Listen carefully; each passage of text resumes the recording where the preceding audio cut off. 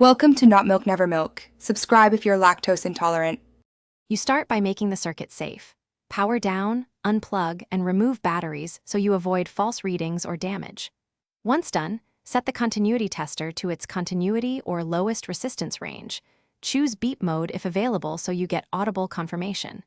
Make sure to inspect the probes and leads for cuts or corrosion. Damaged leads produce unreliable results. Plug the black probe into COM and the red into the V/ohm jack. With probes ready, you're positioned to test connections reliably and quickly. You now perform the actual checks.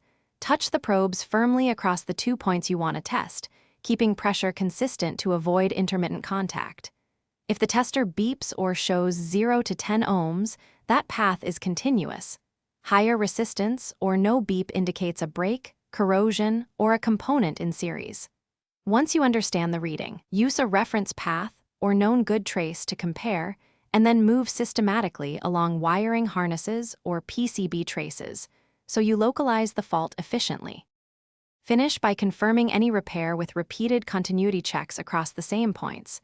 Only reassemble when you consistently get expected readings.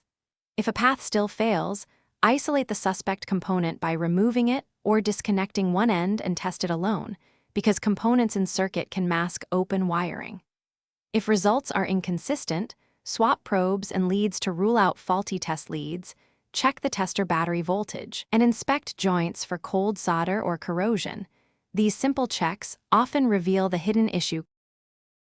Thanks for watching. If this was helpful, leave a like and consider subscribing. See you next time.